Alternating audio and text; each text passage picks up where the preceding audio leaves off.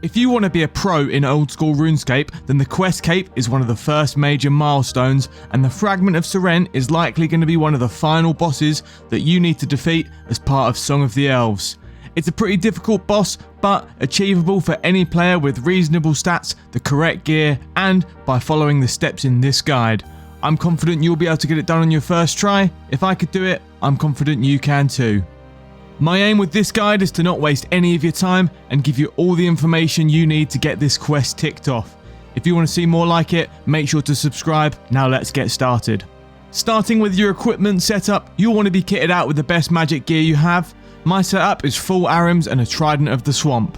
Other great alternatives are Blood Bark and an Ancient Staff using blood spells, or for the lower level Ironman, full Mystic.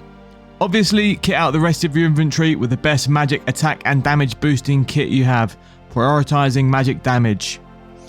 Then for the rest of the items we'll carry with us, we're maxing out on Saradomin Imbrues and Super Restores, as this boss can deal a lot of unavoidable damage, and as you may already know, brews heal a lot but reduce your stats, so you'll need to use a Super Restore after you sip your brews.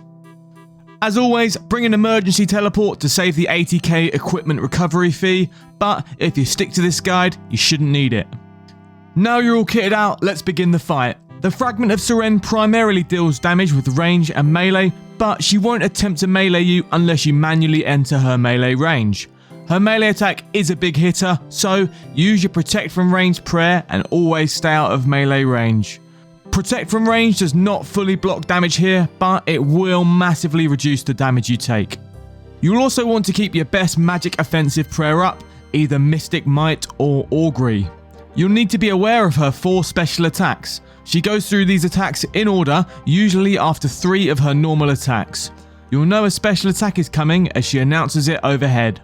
The first special attack teleports the player next to her. You'll need to step away as soon as possible to avoid taking melee damage. In the second special attack, she'll spawn some clones. You'll need to attack the one with the lighter coloured shadow and the copies will vanish.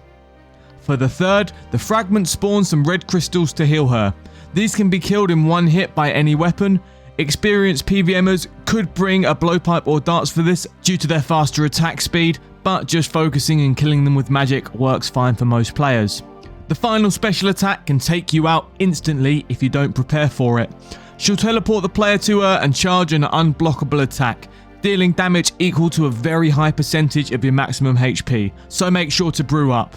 This is why brews are so useful in this fight. They allow you to overheal from your maximum HP, so you're not left on 1 HP for the boss's next attack.